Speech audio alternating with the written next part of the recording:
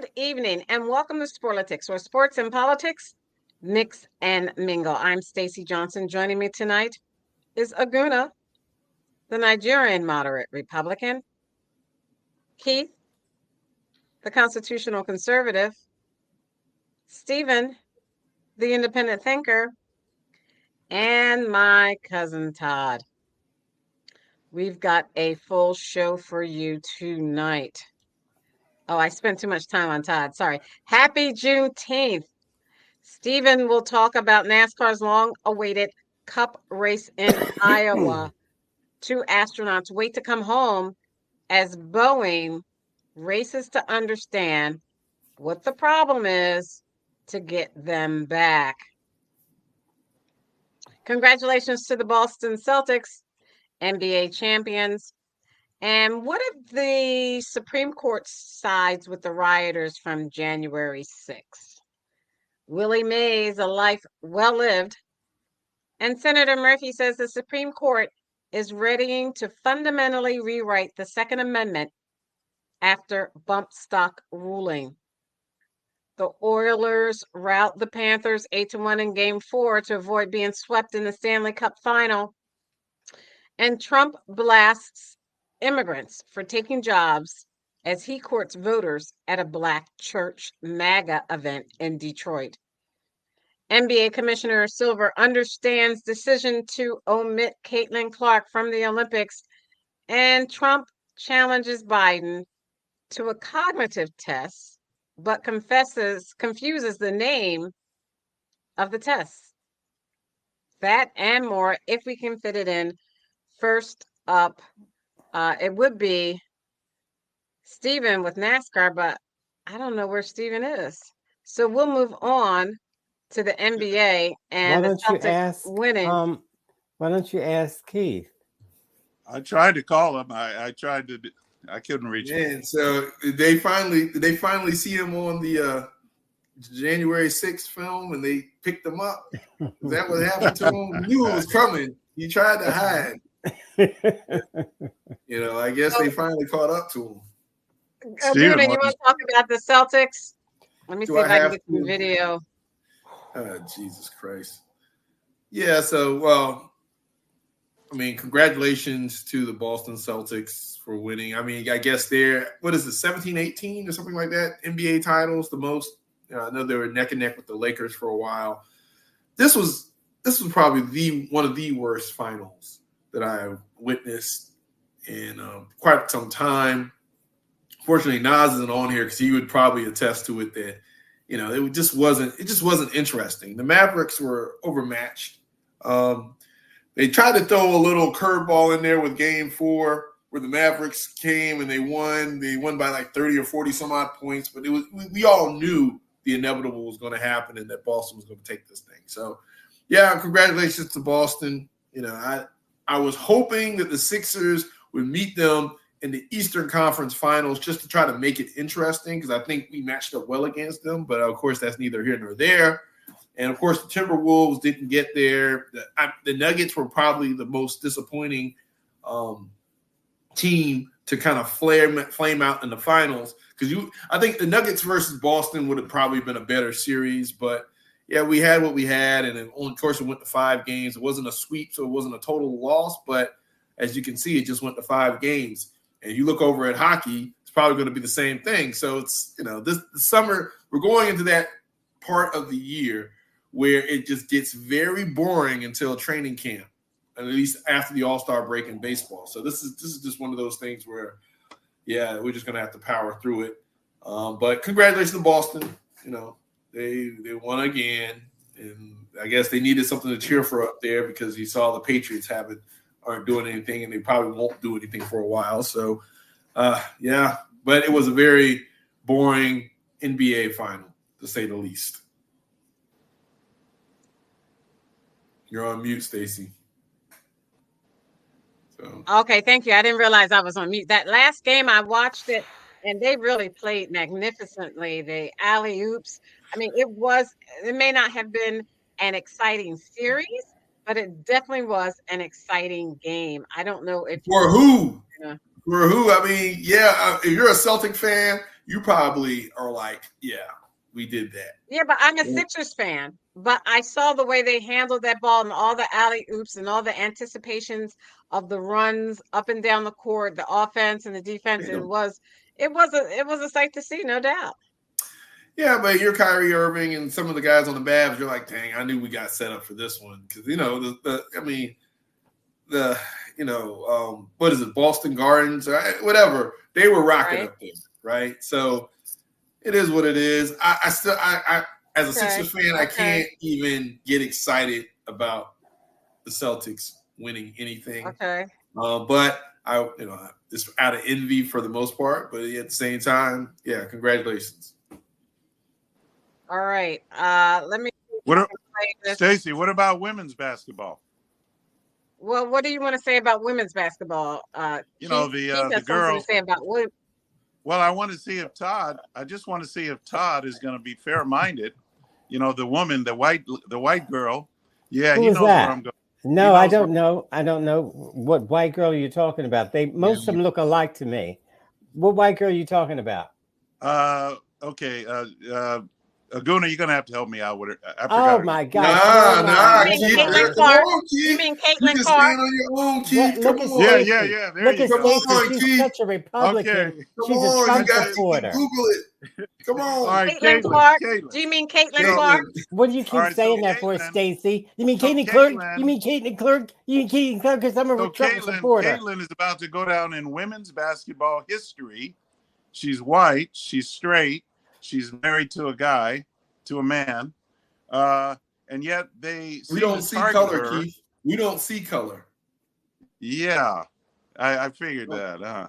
But anyway, she seems to be doing pretty well. But she's getting a lot of heat. But she's taking it by well. Who, Keith? By who? Well, who's she getting heat from? She's getting it from many of the players of the opposite team, like the fouls that happened the last game. That's the only game that I actually watched because I said, man, this girl. Do you watch sports?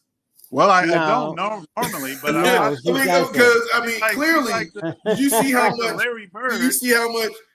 She's like Michael Jordan got a lot of heat. A lot of these players like the Larry Bird. These are athletes that compete. She's like the Larry Bird of basketball, or she's Bird of basketball, or she's only been playing for what, a month or 2 months? How is she the Larry Bird? I mean, she has a lot of fanfare. Well, the reason what drew my attention, Aguna, what drew my attention was the fact that they wouldn't let her play in the. They denied her a spot for the Olympics. Listen, so I'm bored. I don't know why they did that. But. Why don't you learn about sports? We're not dealing with that. Move on. I thought So did you try? I don't know about the Olympic selection. I know one thing. A lot of it, as much as it is a popularity contest, there are women that have been playing in the WNBA for years. You don't think they deserve to go to the Olympics? Yeah, I do. I think they do. That's why she was denied it, but she should be able to go. Why? That's all. So, what are you basing it on, name or experience in actual statistics? Well, it's certainly not based on merit because she's the best player on the team. How is she the best player? She hasn't been playing in the WNBA that long. She's a rookie. Well, that makes it even more incredible because she's still. Well, I don't know. They had a tryout, and she wasn't selected based on the tryout. I mean, that's the criteria, right? I can't look. We don't want to just be. Again, you're feeding into the same stuff that you claim that she's being discriminated against. You're going off her name, right? And so you got players in the NBA. It's like, okay, she's a rookie. You've been in the locker room where rookies get all kind of flack. During training camps, they get hazed. It's all kind of stuff. So welcome to the WNBA. Yeah, we know you were great in college. Now you got to come out here and compete and prove yourself. Until you do, this is my house. I'm not going to let you walk in my house. I don't care who you are. I don't care how great you are in college. You got to earn it on my court. That's what sports are about. So we're not going to pander. We're not going to. It seems like a lot of this is driven by the media, and so we find ourselves repeating media-driven narratives in order to feed into the hype. So at the end of the day, let her go out. She's been playing phenomenal. Unfortunately, she's on one of the worst teams in the WNBA because she was selected 1 overall. That's what happened. So we'll see. She's at the beginning of a great, what looks like it's going to be a great career. Aguna, that's what happens to any rookie coming out of a college environment. They leave the college, and usually the worst team in whatever league, whether it's the NFL or the WNBA or NBA, gets the new meat. You know, they get the new players that are fresh and young and have energy. So that's normal for her to be in a, not a great team. That's not unusual. They'll probably build a team around her, or she'll be traded to a better team and she'll continue to grow. And obviously Todd has better things to do than be a part of this show. He wants to watch TV but let me just say this. I mean, the fact that we're even talking about this is great, because at the end of the day, it's become a thing. It's become a spotlight. It's become a rivalry. That's great for women's basketball. But I mean, I would argue that, you always look at Aaron Rodgers when he came into the NFL.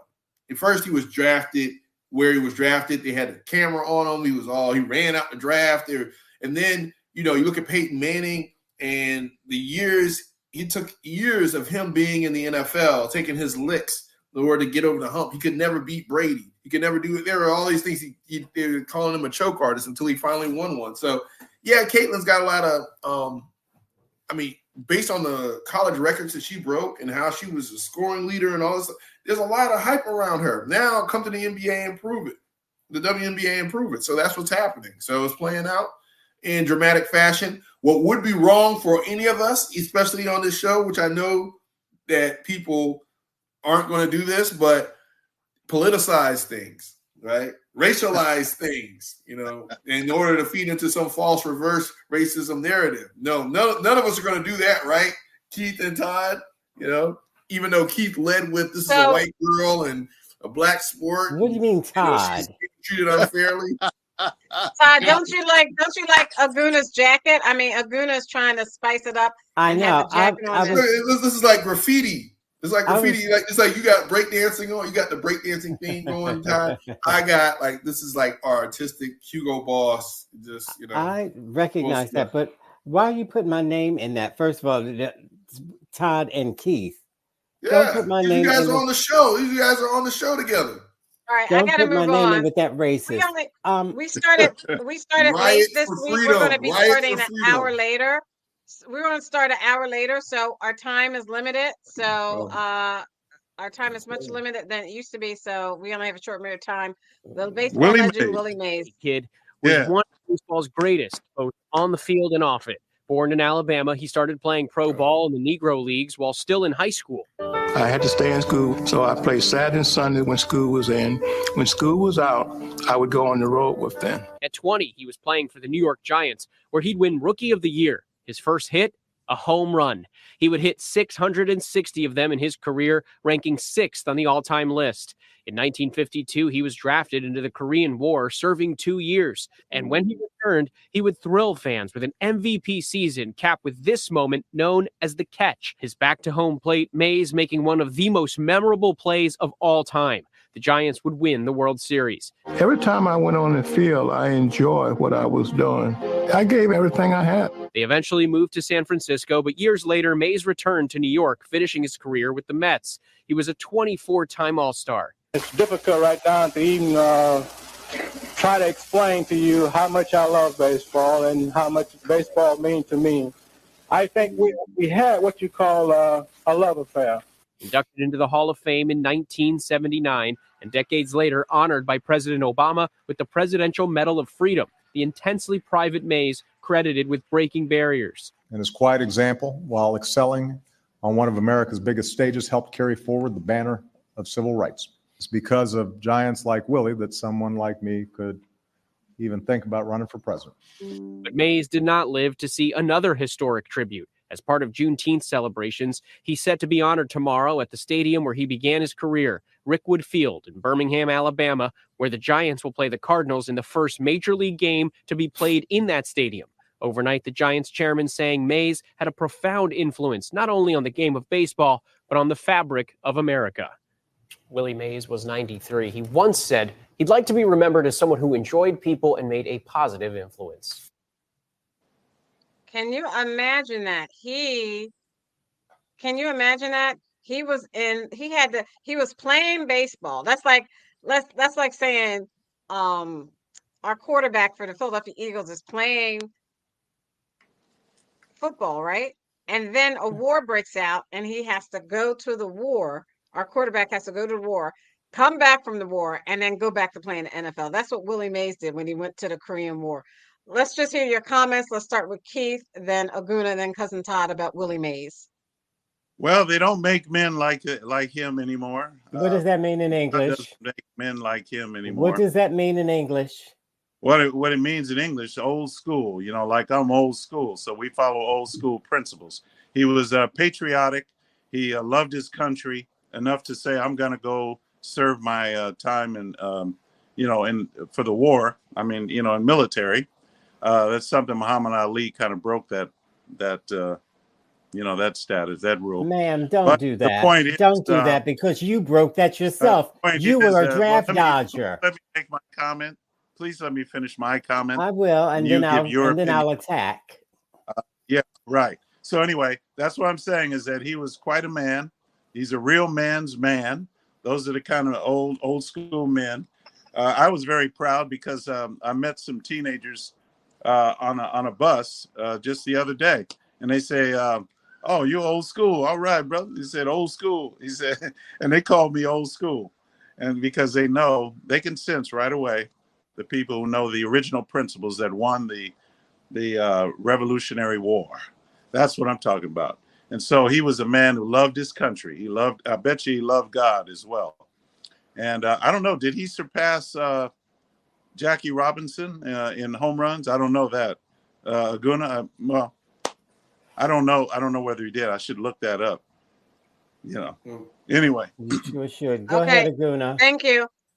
Yeah, so, it is Juneteenth, so we also have make to it quick because I'm itching to attack that. That other one. Todd, it's Freedom Day. Let's stand in solidarity. All right. So here's the thing. So I do agree with Keith to a certain degree. Oh my gosh! Oh my God, Todd, control yourself. I'm gonna start calling you Steven Todd. Todd Steven. Control your emotions and yourself. All right. So I agree with Keith to a certain degree when I say this. He was a great man, right? He broke barriers. But my question is, why did he have to? What was it about? Why was he the first? Why did he have to play in the Negro League to begin with? Why did when the Giants moved to San Francisco, him and some of his teammates couldn't find a house or apartment to live in because of racial discrimination? I mean, it's great that we sit here and honor him, but the reason why we're honoring him is because this country wasn't at a place to accept him, at that time. So to say that, hey, you don't make a lot of great people like Willie Mays anymore is also to diminish the fact that, why did he have to be great to begin with? Because of his environment and because of the circumstances of the country at that time. And that's not to say that America is a bad place, because again, change happened, right? He was the first, so that you didn't necessarily have to have a first anymore. It's better to be a first then than a first now. But let's not diminish the fact that there are challenges that we don't know are challenges yet and still need to be overcome. So yes, let's honor Willie Mays. He's great accomplishments. He did a lot. But at the same time, we also have to reflect on the fact that we look at history, and you also need to learn from it and learn from the fact that there were things that were happening to him that are still happening right now that we need to overcome and need to address. So we don't have to go back to having first to begin with, or having Negro leagues to have to play in, or to have to honor someone for the fact that he is the first of, because there was so much discrimination happening in this country. So let's use this Juneteenth, Willie Mays' his death, to reflect on that and to remember that. Thank you. Cousin Todd. Okay. There we go. Why? I don't know what makes him great in Keith's eyes. Was he great because he could play baseball? Or was he great because he can endure racism? I told so you what makes him so great? The fact that he could endure the racism being thrust upon him? And okay. So in other words, America is racist, right?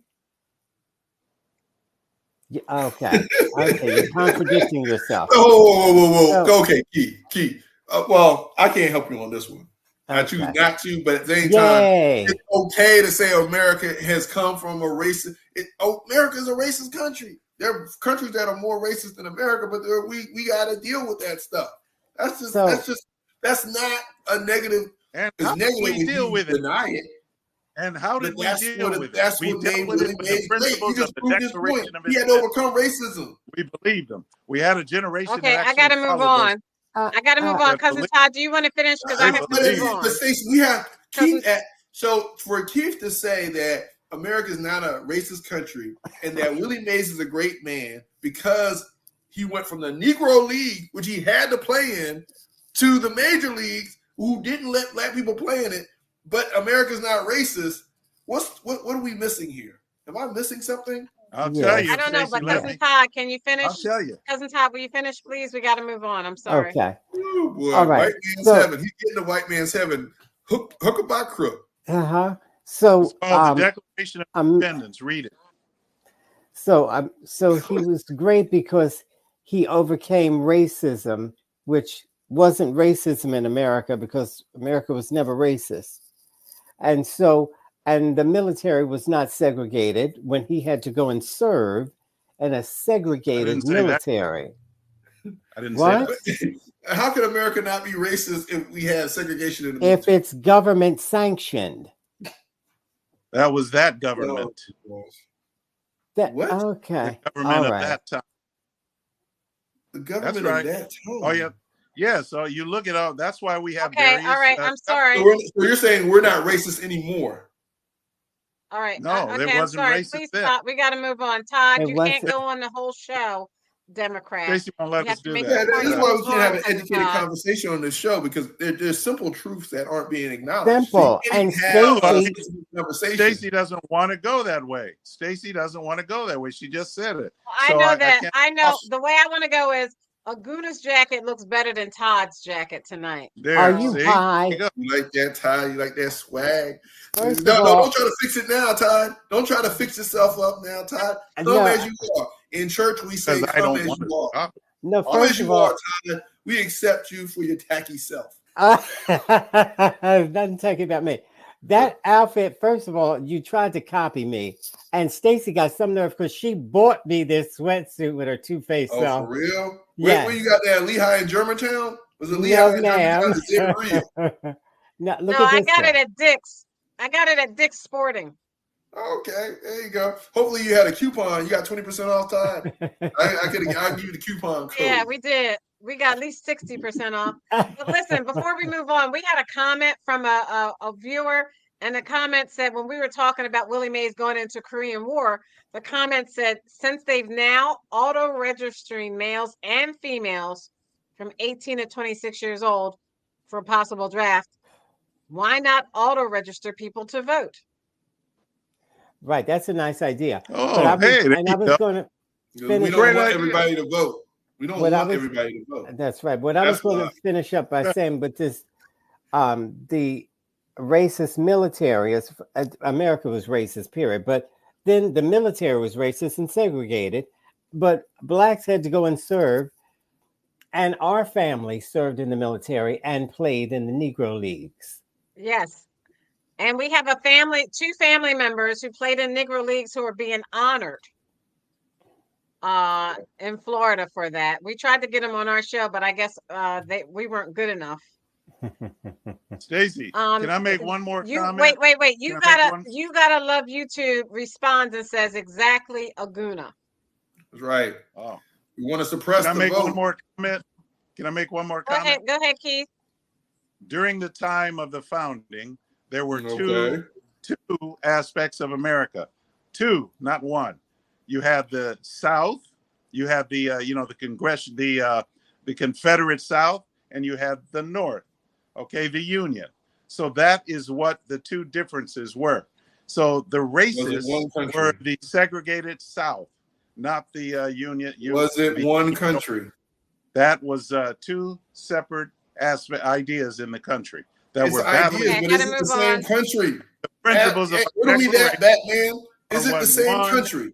Won the Declaration of Independence. Yes, we are a country of different the revolution. ideas, but was it the same country? It was America, United States of America. It happened on the Civil War because we didn't know we wanted to be united or not. Geographically, over racism, but not government-wise. One fought against the Constitution, the other fought to preserve the Constitution. And you're fighting against for the right for those Confederate flags to be memorialized. I'm fighting to preserve. And now 13 as he establishes the zone. Nifty move through a double team, and Perry scores.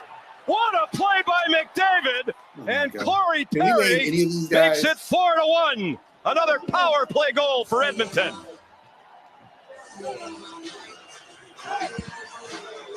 Corey Perry's first goal of the playoffs. This is on Darnell Nurse, because at the end of the penalty or the power play, they didn't know who was going to go on the ice. They were debating, should Nurse go, should Perry go? And Nurse was yelling at him, Perry, you go. Watch Nurse at the bottom of your screen. He won't go. Now he starts yelling to Perry, you go, you go. Perry jumps on the ice here. If Nurse goes on the ice, this goal can't happen. Corey Perry scores. It's Darnell Nurse's call, and the Oilers are up by 3 again. This is a brilliant play by McDavid in the midst of it all. What a terrific play. Connor McDavid starting to take over this series. Corey Perry, his 54th career playoff goal. Back comes Florida. Montour, rebound, they score! Knocked in by Evan Rodriguez. They won in Florida, huh? That's interesting. Well, okay. None of us could probably name any of these players. Yes, we can so. But why are we still watching this? I have no idea. Stacey, what are you doing over here? I don't see the Flyers. I don't see the Caps. I don't see anybody. Now, I will say this. I'm going for Florida because this is that Bennett, Kachuk, Rodriguez line. Just outworked in the corner for Ryan and Broberg. Stacey's the only hockey Rodriguez fan. stays with it. A 2-on-2 in the corner. Well, at least if Florida wins, the the U.S. bounces beats in Canada. off of Darnell Nurse's left glove. And that's a good thing. As Rodriguez is battling for position. Watch him to cue this. It hits Nurse in the glove and bounces into the net. It's 4-2. What a wild second period. Okay, everyone writing off the Edmonton Oilers. What happened? So the Edmonton Oilers were kind of written off like they weren't going to do anything against the Panthers. Oh my gosh, I have to teach you about baseball. Yeah, against the Panthers. Christ. And what was so exciting? This teaches us, and Aguna is so ignorant, and so is Cousin Todd. I'll wear that mantle. I will wear that mantle. The skill of being able to glide a puck into a home run. I know. Did you see that goalie? Todd, be quiet. Did you see? And it showed you step by step how intricate this is, and the defenders and the offense and the defense. And that was really exciting to see. But ignorant Aguna. Yes, right. And dumbfounded Todd. What? I'm going to make a joke out we're making a joke because we don't know. Yeah, we're ignorant because we don't know none of those guys on the ice. We do. I'm not going to take away from the skill. The skill is there. I get it. It's just not something popular for me. I don't watch hockey. I like, I lived in Florida, so I'm going for Florida. Florida wins, U.S. wins, so it's all well and good. But at the end of the day, Edmonton is not coming back in that series. And nobody's talking about hockey. Nobody cares. I mean, if it's not the Rangers and the Flyers and the Caps and some of these, I will argue to say that the reason why Florida is doing so good is because there's so many transplants down there that they had to make hockey popular down there. So that's why you got Tampa and Florida and Miami now. They're all winning, these titles. Some people say they're winning because Trump is there. America first. Yeah, maybe. I'm surprised. Right. How dumb are you, Cousin Todd? All right, I'm going to move on. The Mar-a-Lago factor. We're going to move on to politics, and specifically, not Stephen, Keith had something to say. Riots what did you for have freedom. to say, Keith? About Okay, immigration? the immigration. Yeah. I just wanted to ask Aguna. Can I ask Aguna? Oh my gosh, she's going to ask a question. Well, Wait a it's minute. about. I'll be back. Yeah, I got to go and puke. a few weeks. Are you anti-immigration? Are you anti-immigration? All right. Last week, Biden, what's your name, Keith? Biden, Keith, what's your name? You're boring me, and you can't ask Aguna a question on the show and I'm it the have son of no an immigrant. type of Be careful. something to it. All I was going to say. So what is it that you want to ask? So what is right. your point? Just make your point, Keith. What, Keith? My point is, it seems to have disappeared. I'm talking about the executive order that Biden made a week ago or whenever that was, when he said that 2,500 people who come over the border, first 2,500, I guess he's saying that those people will be ushered in. After that, it's a cutoff point after that. But I have not seen any difference. We're still getting thousands more than 2,500 people coming over the border.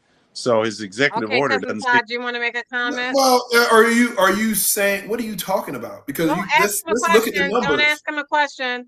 I'm not going to ask him. I just question his numbers because he always throws out, there are a lot of people coming across the border. Okay, there are a lot of people. That's his number. If you look at net migration over the last 6 months, you've seen it's gone down. Okay, so we're going to talk about President Biden. You just want to throw it out there. We're being invaded. Right. And then when we start talking about numbers over time. Nearly 500,000 spouses of U.S. citizens from deportation, and another to make it easier for some migrants, including so-called dreamers, to get work visas. That's according to a source familiar with the discussions.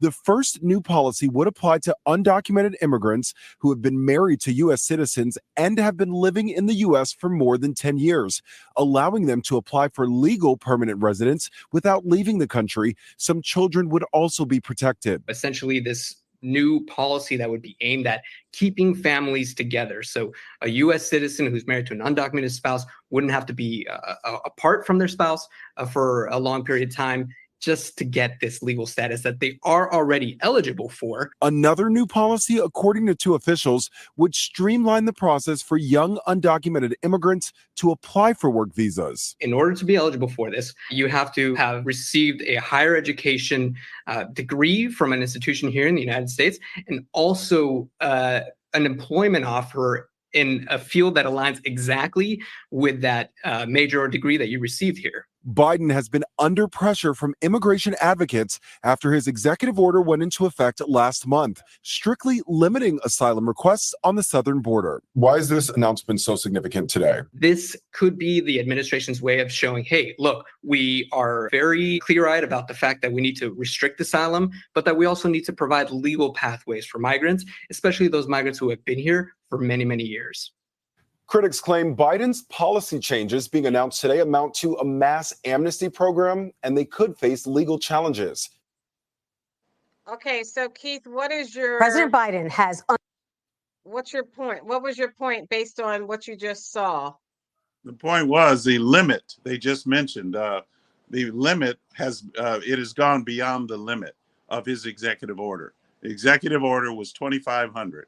I didn't make the number up. That number was made up by the administration. So I just wanted to point that out. So here's the thing. This is what, for our viewers, when we get into this whole immigration debate, you see it's always this generalization and moving of the goalposts and, hey, we're not doing it's a porous border. People are just coming here. And so you never talk about solutions. And so when you start getting into solutions and the enforcement of those solutions, which has always been the issue, people are still going to start criticizing things. Remember, the Republicans who came up with this legislation shot down their own legislation. So now Biden is being forced to do it through executive order. And now all of a sudden people are saying he's doing too little too late, or this executive order isn't working. My question is, why are you doing executive order to begin with? Congress's job is to legislate. And he's always said, hey, Congress, do your job. Congress is turning around and saying, oh, no, Biden, do your job, even though it's our job to make policy.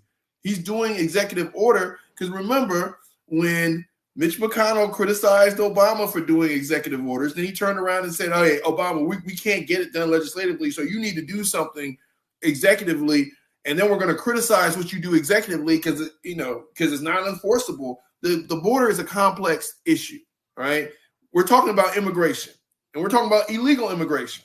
We've always had immigration in this country. When it comes to illegal immigration, it's the debate about whether or not you can even enforce the laws on the books right now. And so you're turning around and criticizing the fact that we're not enforcing the laws on the books. Now you're turning around and criticizing the fact that you're not even passing laws to put on the books because you can't agree on it legislatively. But when Biden does anything, it doesn't matter. Biden can come in there and drop a bomb on Mexico right now and destroy the whole border, and they would still say it's not enough. We're still being invaded. But they won't offer any solutions. You won't hear Keith come on here and give a solution. He'll just criticize and say what Biden isn't doing. And then if you ask him about a solution, he's going to say build a wall. You think building a wall and having Mexico pay for it, which didn't happen, is a solution? No, you got to do it legislatively. You got to. Yes. Okay, who's going to pay for Thank it? you. Thank you. Did they pay for We it? have conservative Calvin. No. Excuse me. We have conservative Calvin. Why would we want to pay for that? Sports and politics. Well, the same reason we want to pay for Ukraine. Excuse me. It's not the Welcome same. to Politics, where sports and politics mix and mingle. Conservative Calvin, we're talking about immigration. Do you want to comment? Yeah, I think the liberal who was just talking had a good idea. Maybe we should bomb them. Then that'll stop all of the immigration, all of the people coming over the border and ruining things. And to me, we thought of this a long time ago. I worked for, the Central Institute of Conservative Technology and Knowledge. And over there at CNTTEI, we've decided the thing to do is extend the border. See, the problem is they're coming over the border. So we need to take the border further into Mexico, make Mexico about half the size that it is. And then that way you won't get the immigrants, you won't get the people coming over here stealing my job and whatnot. So that's what I feel. Okay, thank you. We won't have Cousin Todd because I don't know where he is. He just went incognito. And the thing is, Mexicans are coming, and Mexicans have always come and gone. I mean, when you talk about border legislation, there's two things. Why are they coming here? They're coming here to work and to make money, right? We're not talking about prosecuting employers or doing anything to employers that are employing them, which is the reason why they're coming here. We're talking about punishing the people that are coming here and how they're coming here, knowing that this idea of being illegal immigration is the fact that we can't enforce the laws that we have. I'm not anti-immigrant. I'm a son of an immigrant. I'm not anti-immigrant. Okay. What happens when you hear the conservatives talk about immigration, they cloud the two. They're anti-immigration, period. They're not anti-illegal immigration, because they were anti-illegal immigration. They would actually pass legislation that wouldn't make it illegal by having some meaningful solutions. You don't hear that.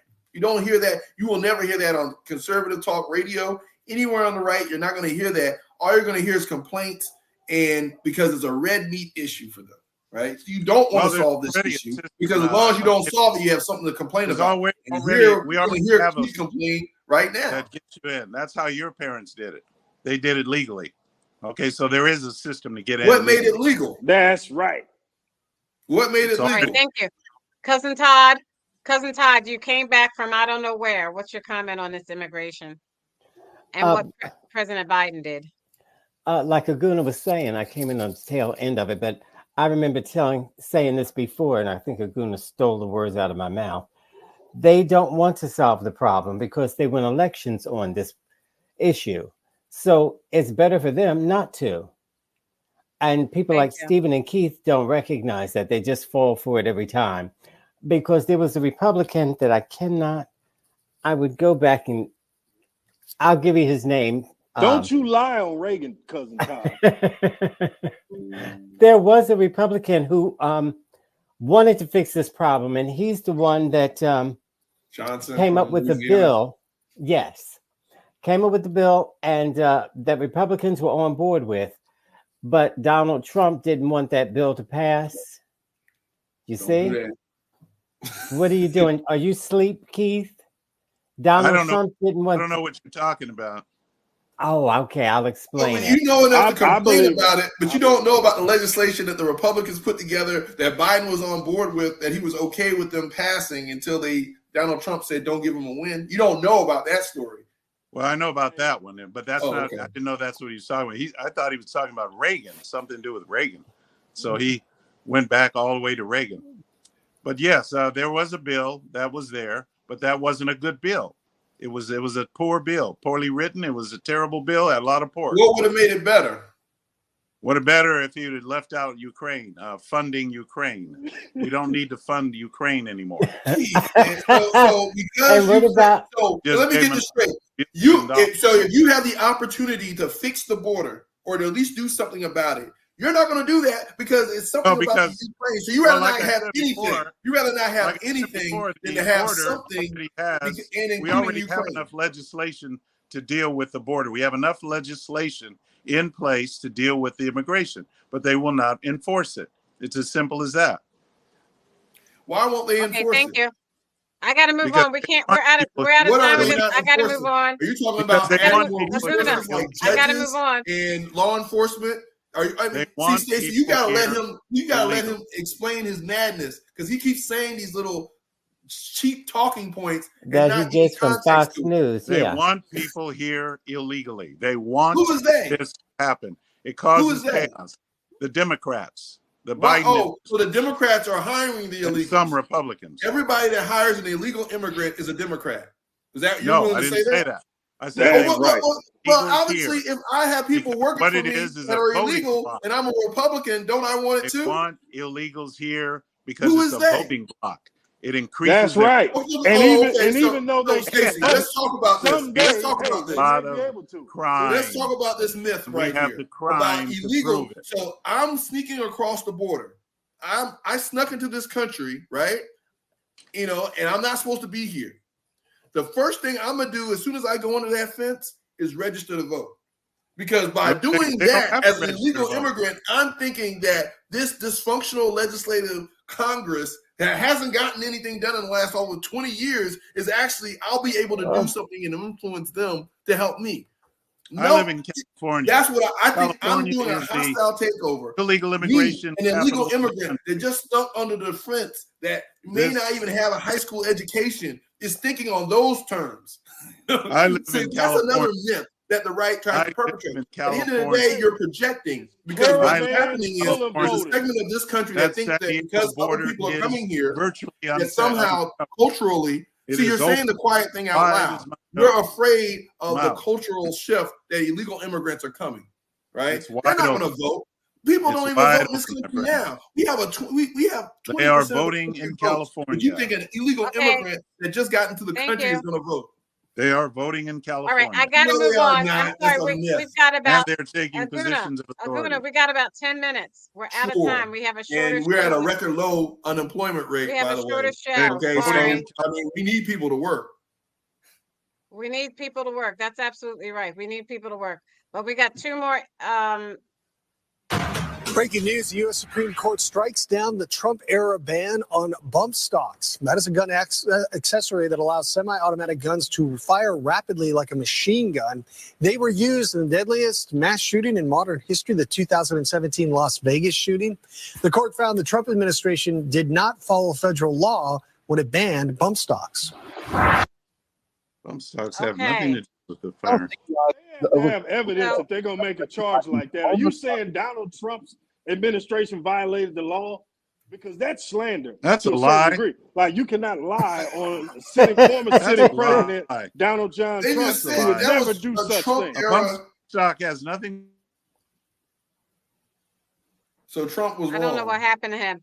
But the bump stock is Todd, to position your. Todd, you want to comment on the bump stock? Shoulder. Because it's a shoulder support. It is not rapid fire. It's a plastic device. It's like a toy, like a tool, like anything. And you liberals want to take that away, but you're going to get it from my cold, dead hands because I ain't giving it up. Cousin Todd. So now these bump stocks tries to protect has the ability to take an automatic weapon and turn it into a machine gun. And that's just not sensible because civilians should not be able to have those weapons of war because they're for That's not what bump wartime. stock does. Jesus. Okay. A bump stock is a shoulder support. Oh, that's what it is? Yeah. See, the problem with trying to parody conservatives is they're so ridiculous that at a certain point you realize, like, okay, I can't parody them because I sound just like them, and people won't get the idea of it being satire. So this man just told us that a tool that basically makes a gun function as a machine gun, and because of that, we saw the largest mass slaughter in U.S. history as far as single shooter. Because of that, people wanted something done, and they got something done. And now, after the emotions have cooled, we go back to the same old stuff where the gun manufacturing lobby makes policy, and they got what they wanted. They made those people happy again, and now all the American people are at risk of another mass shooting, which can be basically amplified by a device like this. So, absolutely. And and there's no winners here except the mass shooters. Because deer hunters or hunters, they don't need that kind of a weapon to go hunting because there would be no part of the animal left to take home as a trophy. So the only people win here are the serial killers and mass shooters. Well, and meanwhile, we're going to prosecute Hunter Biden for buying a gun while on drugs, right? So we're going to... That's his Second Amendment right, isn't it? No, you can't. No, because the president knew about it, and we're trying to. He needs to be impeached. So, gun legislation over here is prosecuting Hunter Biden, but gun legislation over here isn't needed because a mass shooter should have a right to buy a weapon of mass destruction if, in fact, bump stop. That's right. But a bump stop is only a purse. I think it's a pocketbook that goes on your shoulder. Yeah. You can put Gucci on it.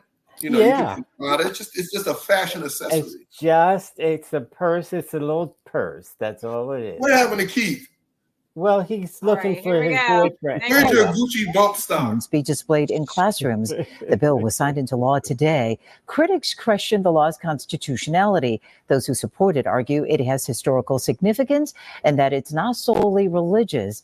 The law requires the displays to be installed in classrooms in Louisiana by the start of next year. Watch. Congress shall make no law. I think you all can finish the rest of that sentence. This is not going to go well. It's going to be overturned. But the political, raggedy, conservative carnival barkers who have gotten their people into a fervor just by putting this up, they're going to make political hay out of this. They're going to get donations. They're going to raise funds on it. It's going to be a talking point on the stand as they become pundits on TV. But just universally, we've always disagreed with the idea of bringing the church into school. We're talking about public institutions. You don't get to put your private ideals into our public institutions. So, yeah, this is some raggedy 1857 policy. Stacey, will you read in the chat there? I put the definition of New York Times definition of a bump stock. That's from the New York Times. Okay. I put it in the Move on from that. A bump stock replaces a rifle standard stock, which is the part held against the shoulder. It frees the weapon to slide back and forth rapidly, harnessing the energy from the kickback shooters feel when the weapon fires, by the New York Times. See, doesn't make the gun shoot any faster or any better. It makes it more effective. Exactly. You just proved our point. You just proved our point. You didn't make a point. You just proved ours. No point in using it. So yeah. No, your point was that it makes it rapid fire. It has nothing to do with firing. Yes. Ammo. Yes. It didn't say anything about ammo. It makes it more effective. It doesn't shoot the the ammo inertia faster. of the trigger being pulled. Boy, I as sure a need device Steven. to Steven knows. To make the Steven knows how to shoot a gun. Yeah, that's the purpose of it. Like I don't understand. Steven knows how to shoot a gun. Your very definition showed you didn't know what you're talking about. Where are you, Steven? I need you. You know how to shoot a gun? These guys don't. Keith. Oh, man. You're on a show. The point of the show is to communicate. You can't just not communicate effectively and expect to make a point. All right. You just gave a definition that you proved that we were talking about. It makes using the gun more effective, so you can shoot more people more effectively. Pull the trigger, the bullet fires. Pull the trigger, the bullet fires. You don't hold the trigger and brrr, it's not a machine. It doesn't. Now you're trying to save face. We are talking about the effectiveness of using this accessory. Thank you. We're going to do our round table. Who are you guys? On Juneteenth.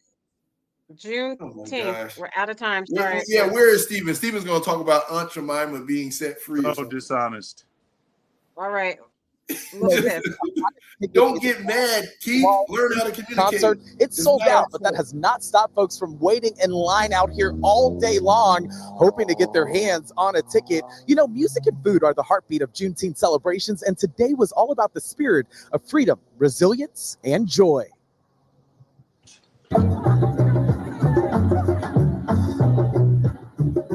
Juneteenth, a jubilant day drenched in history and hope, all about freedom. Means freedom. At the Lamert Park Juneteenth Festival, hundreds gathered to celebrate the federal holiday with music, local vendors, and food, of course. 34! You know, you feed the soul. It's Dottie Rolls, Caribbean egg rolls. The long-running annual event in Lamert Park, which was originally canceled this year, was brought back by the Lamert Park Village vendors. I am so glad that they did not cancel it and that we're still able to come together and celebrate the work that the African Americans have done for our country. I think it kind of gets undertoned what the day actually means. On this day in 1865, the federal government arrived in Galveston, Texas, to declare that all enslaved people must be freed. The Emancipation Proclamation was signed 2 years prior in 1863, but it took 2 years and the end of the Civil War for freedom to knock on every door. But it's actually a celebration of us from slavery, and that's just, you know, needs to be celebrated. Did you learn about Juneteenth in school? Yes, I actually did. I learned about the Emancipation Proclamation. For Andre Henry, these are my grandsons. They love playing music and the drums. It was a day to feed the minds of his grandchildren and teach them all about the land of the free this Juneteenth. They know we have to pass down the knowledge and understanding of what this is all about. It's not just fun and games, but it has a meaning. Happy Juneteenth! Thank you. Yeah. Keith, why aren't you out there? And if you can't get your hands on one of the Kendrick Lamar tickets over in Hollywood, rapper T-Pain is hosting a concert with a lot of different musicians at the Hollywood Bowl that kicks off tonight at 8 o'clock. That's the very latest for now. Live from Inglewood, I'm Omar Lewis. Okay, I'm going to stop sharing. So this is our round table, Juneteenth, and I want to start with Keith, then Keith, then Conservative Calvin, then Aguna, then Cousin Todd.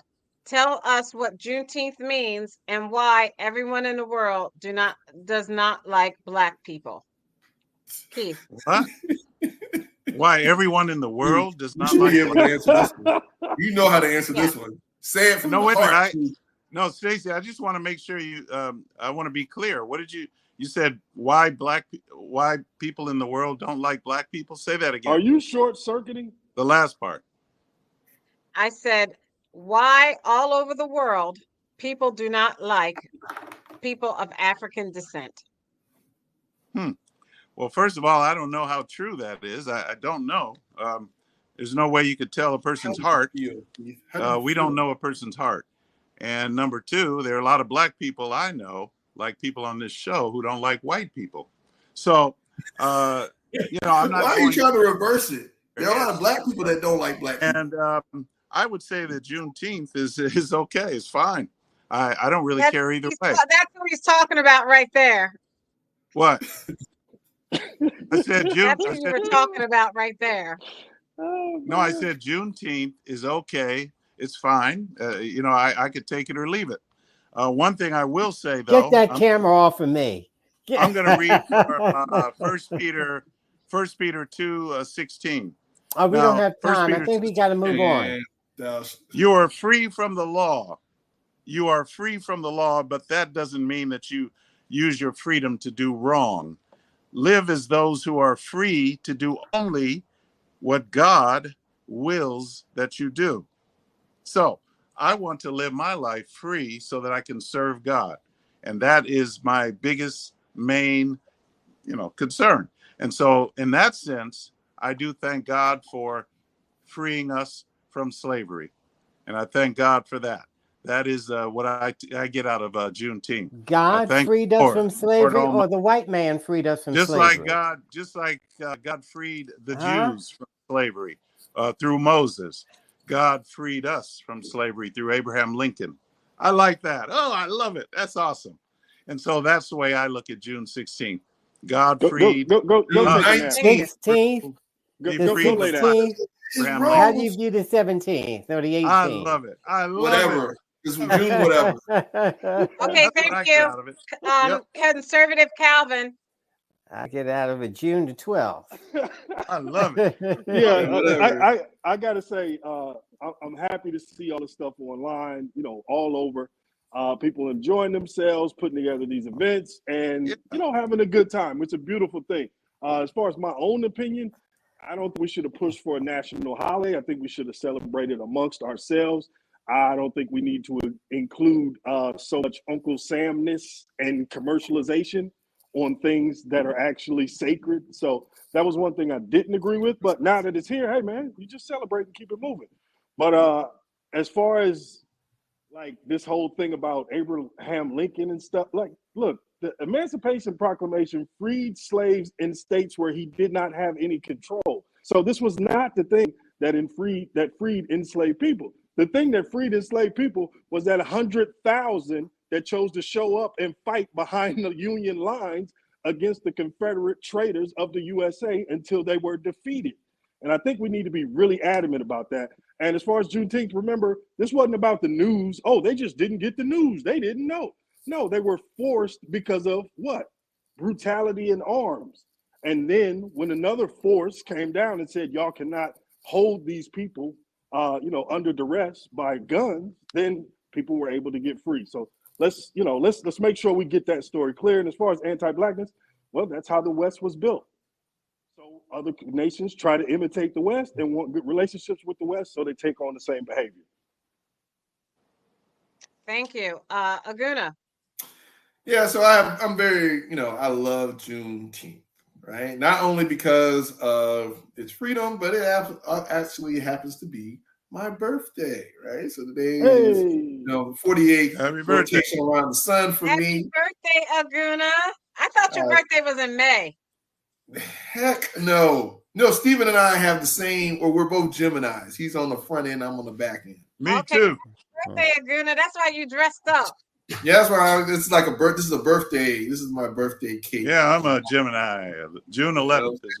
Yes, but this is, again, we got to reflect on history.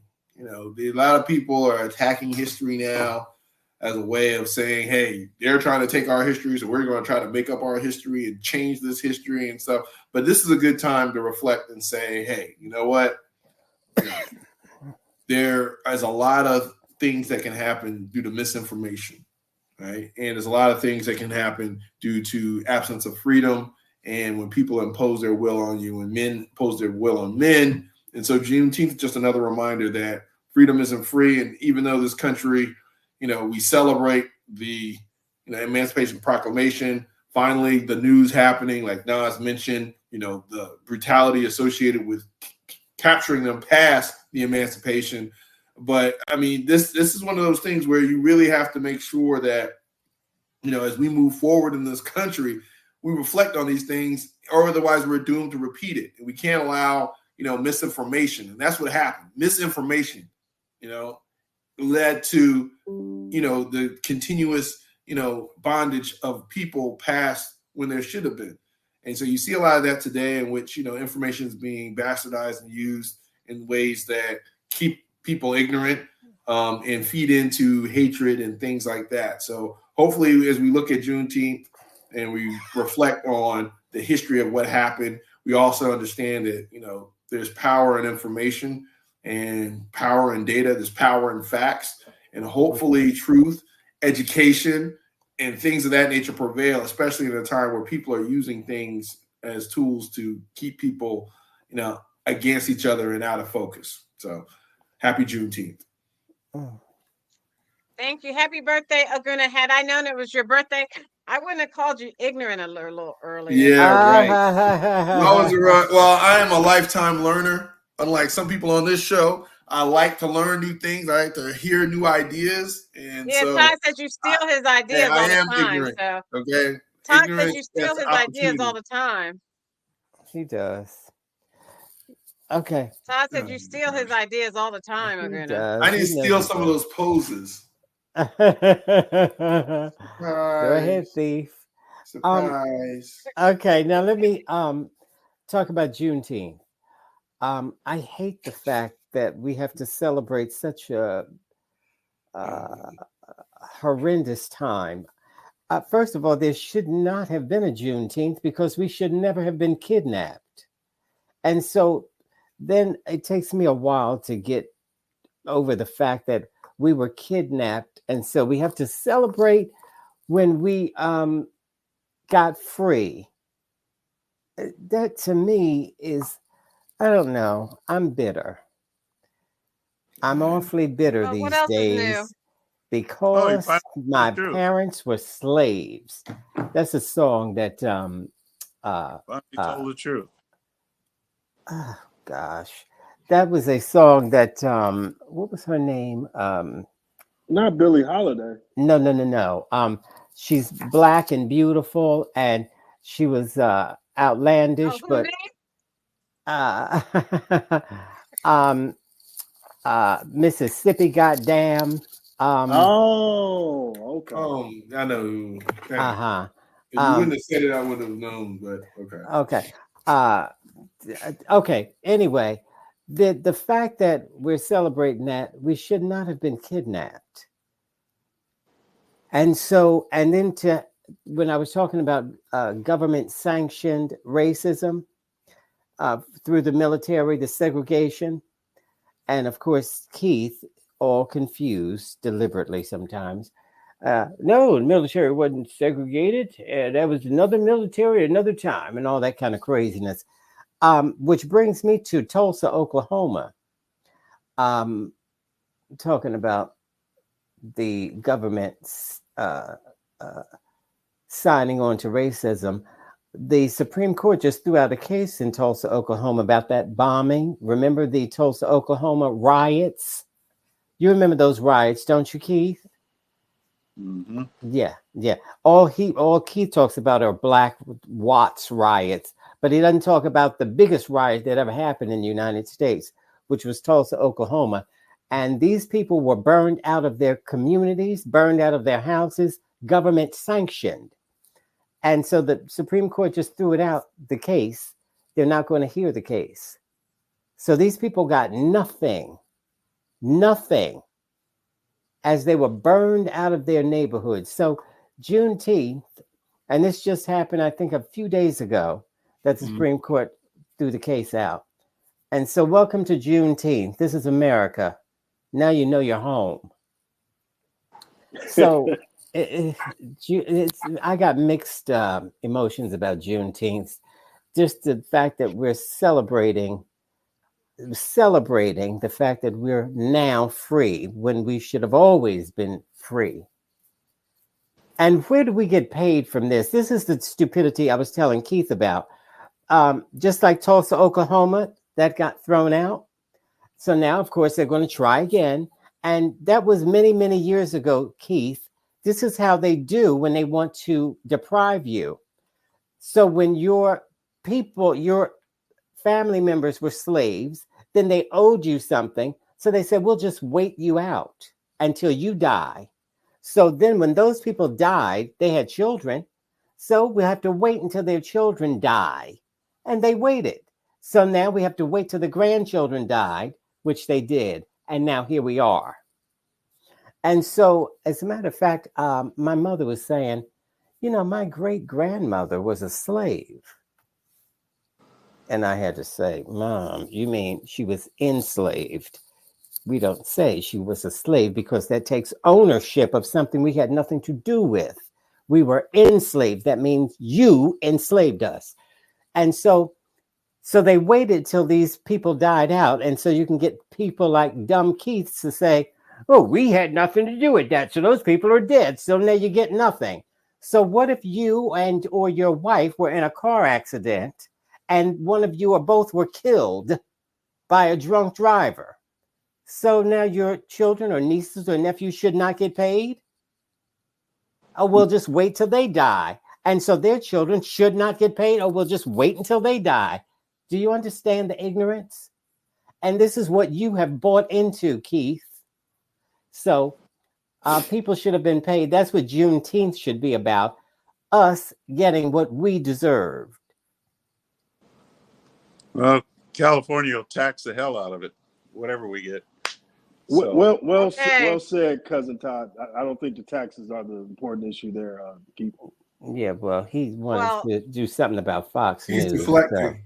So first off, thank you, everyone, for participating. We've been off the air for a few weeks as I traveled over Europe, and I wanted to show a video, but I can't seem to get it. But maybe I'll show it next week.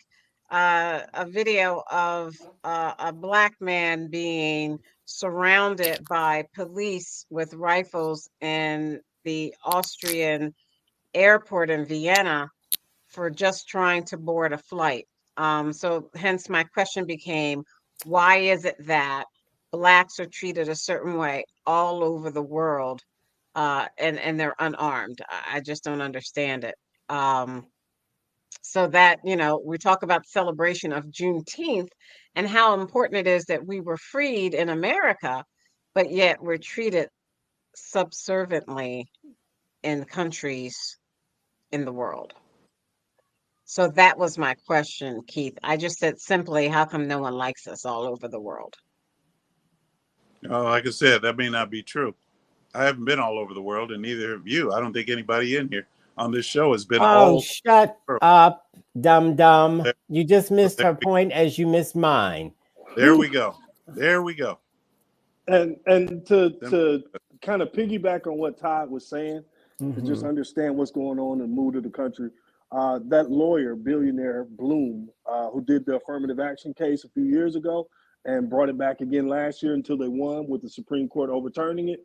Right now, they're going through a process of using laws that were built to protect us from different things that have been done in a reverse fashion. So there was a tech group that was giving money to young Black girls in order for them to study to be coders and go to college. And they're challenging that is unconstitutional because it's racist, because it's a set aside for a specific group. So and it's run by two Black girls. Right. So they're basically turning laws that were meant to stop racial assaults of Black people and Black people being excluded from things. They're turning those same laws around and saying, well, this law says no discrimination. So therefore, there should not be anything that excludes others and only benefits Black people.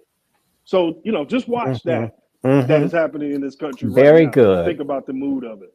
Right. So watch the fact that Black cities were run by Blacks, like Chicago, and others, Detroit, Chicago. Why do you hate your mother so bad, Keith? Why is it that Blacks that run the city are treating their fellow Blacks, citizens, different? You can ask yourself that, Tom. Yeah. Why are they treated? So let's get into that. Governing big cities is really difficult, especially Chicago. Start with Chicago. Well, hold on. Governing big cities is still difficult. Well, you're still talking as if Chicago is not a world-class city that has some of the best jobs, some of the best living spaces, and best lifestyles in the world. Now, you also have to. It is a world-class city, and they have it's run by. Wait a minute. Let him finish. Please let him finish. Go ahead.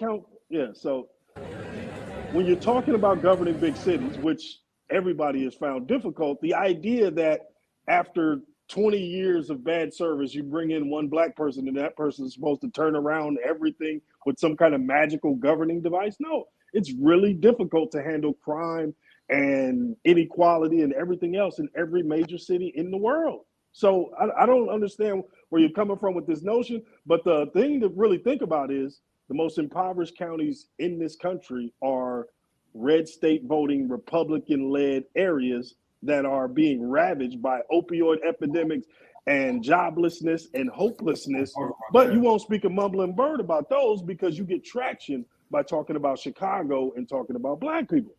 So where's your concern for those Republican voters who side with you on most issues? How come you're not there for them when it comes to their actual living standards and making sure that they have a life?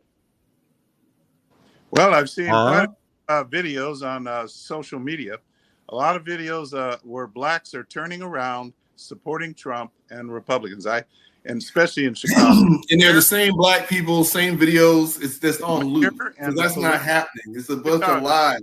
And see how you deflect. Has been raided and attacked by Nas just made a perfect point. Nas just debunked a perfect point about American crime, right? And what do? You pivot to something else because you don't want to engage in a sensible conversation on the topic that you clearly know nothing about. So going back, if you look at it historically, and I just want to let me finish this point because we're talking about Chicago before you pivot to the next conversation you don't know about. No, Chicago has historically, if you go back to the turn of the century, look how historically Chicago has been when it comes to crime. It's actually better now than it was historically. But you don't want to talk about that. You want to talk about something, a talking point that you hear on the right? You don't want to talk because you don't want to solve the problems in urban cities. Okay, so we talked have about this earlier. It is a local problem. There's nothing that the federal government, Trump shouldn't be talking about solving crime at the federal level. I have a talking And I finish, Keith, you always do this, just like Stephen, try to talk over people when you can't defend your argument. You're going to talk over people. At the end of the day, crime is a local issue for the local people. The federal government can do little, if not anything, to solve crime. So legislatively, Trump can come up there and say, yeah, Detroit is bad, this city's bad, all this crime. What can he pass legislatively that the people in those municipalities can't do, right? This is so funny because Keith is continuing to talk. Keith doesn't know that he's on mute. But anyway, all right. But at the end of the day, this video. Talking points. Let me show this video. I don't think I can make it bigger. Can you see it now? Yeah, we can see it.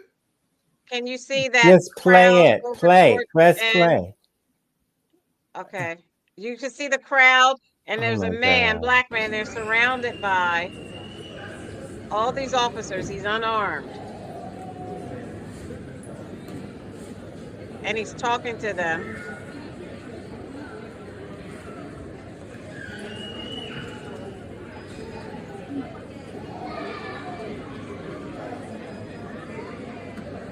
And they don't need 1, 2, 3, 4, 5, 6, 7, 8 officers around one unarmed man. You see him, he keeps trying to show papers. And this is in Vienna, Austria.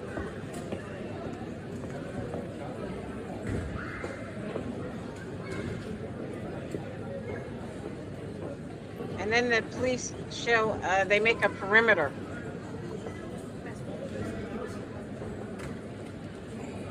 While he continues to try to, I guess, make his case.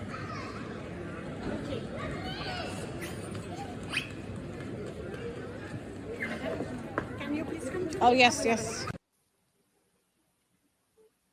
So that's what I mean by, why is it that blacks are treated that way all over the world? Okay. Nina Simone is who I was talking about. And to Stacey's point, anti-blackness is taught. And when the leading nation, the most powerful nation, the nation, most people, most countries want to have a good relationship, express themselves in that way, you see other nations start to follow suit. So when you start to go into South and Central America or Brazil, where you see that huge black population there, you see how anti-black things are. There was a guy who made the quote. He said, basically, if New England had the black population size of Mississippi, the New Englanders would behave like the people in Mississippi did. So when we talk about these things as regional functions, just start to look at populations there, and you get a quick idea of how easy it is to transfer racism and how many people can benefit from it and why they continue to do it. So, I mean, yeah, it's a sad, global thing. But again, long march through history. This ain't nothing but a blip, man. This little time we've been here is not long, and the future looks bright. Largest population under 25 connected to the internet. That's the continent of Africa.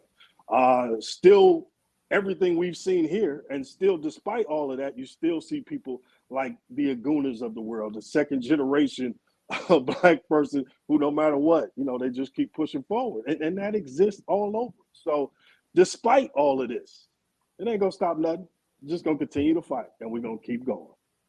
Okay, thank you. Keith, I want to give you your opportunity to respond in 20 seconds. Well, I'm Count surprised. Chocula is a very valuable cereal, and I sell.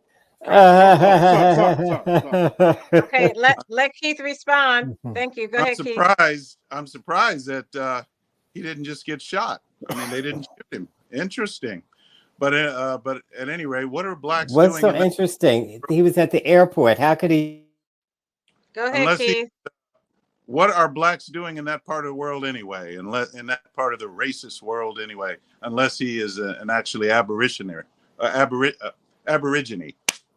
of Austria, in Australia, or Austria. It's Austria, not Australia. Don't take a nap today, did you? You didn't take a nap today. You always try to find fault, and then you capitalize on it, just like the left. But here's the point. Austria, it's not Australia. Why? You said Australia instead of Austria? You're blaming me. Why are so many blacks living in a racist society? Why don't they move to Africa? Okay, thank you, Todd. He said one thing. Bye-bye. Bye-bye. Bye-bye, Todd. He said go back to Africa. He said black people go back to Africa where you'll be accepted and stop living amongst white people. Well, I don't know if Austria has a constitution like we had. They may not have the way to win. Austria or Australia? You said Austria, right? So that's where it is. So I don't know if they have a. What is that Aborigine? What is that Aborigine doing in the airport anyway? To our first responders in our community who make our lives livable. Thank you to our women and men of the U.S. military for all that you do in sacrificing your lives so that we are free to say whatever we choose on this show. We are forever indebted. On behalf of where is that Stephen when I need him? The Juneteenth birthday boy, Aguna. Crocodile Dundee. Crocodile Dundee. You want to see a knife, Keith? This is a knife. The Nigerian model Republican, Keith. The constitutional conservative. White man's heaven. Here I come. Conservative Calvin, thank you for joining us tonight on our first night back after weeks. And my cousin Todd. Bye-bye. That's what Keith said to you, Todd. I'm Stacey Johnson. Let's keep this conversation going. Excuse me. I'm doing my outro. I'm Stacey Johnson. Let's keep this conversation going on Stephanie Stallworth, the Flow Television Network, X, Twitch, Instagram, TikTok, and what else? I think I got them all. You got them. Yeah, I think I got them all this week. I come from the land down under. Stacey. We're rolling. Wait. Can I finish this? Wait a minute, Keith. Wait a minute. I gotta finish this. Good night. Oh, like and subscribe. Like and subscribe to our YouTube channel at SPORLITIKS on YouTube. Like and subscribe and catch any of our shows there. We'll see you next week. We're back. Good night. Happy birthday, Aguna. Okay, now go ahead. Well, Stacey, I just wanted to say to you, Stacey, because you are a Christian like me. So I just wanted to say to you, isn't it wonderful that God has prepared a place for people like that? I have to worry about birthday. I don't know about them. I don't know. But I know where we go. I know where we're going. Happy birthday. You get very religious when you're frustrated. No, isn't that when you go in the barbershop, what nature's God? Your haircut? God is man and nature's God. I want to change my hair. Where's your constitution? Where's your I don't know about the other guys. I don't know about them. Where's your constitution? Where's that? Underway paradise. You don't have to worry about race. You don't have to worry about any of that stuff. Keith, I think you needed Stephen. You need Stephen. It's better than the you need a useful idiot. That's the best place to go. You need a useful idiot to compliment your misinformation. I think it's wonderful because God will not be mocked. Whatsoever man sows, what are you talking about? You're mocking God by coming down. Yes, you are mocking God because you can't handle a debate. Beware of false prophets. Beware of false prophets. Oh my God! One of these things. That's what I get out. Especially those that sell cereal. When did Jesus get angry, Keith? When in the Bible did Jesus lose his temper? When he was in the temple and they were making a mockery of it. Exactly. They were selling indulgences. They were making money off of the sacrifices, right? Yeah. So you had people using the word of God and bastardizing his word and profiting off of it. He took a whip and he used force. Jesus used force. But he chased them out the temple. But, you got to beware of man. The man will use the word of God to his own devices. And that's what you're doing. That's what you're doing, Keith. You're disingenuous about the word of God. Well, we'll let the Supreme Judge decide. We'll let the Supreme Judge decide. Happy birthday, Aguna. Thank you. Good night. Everyone, good night.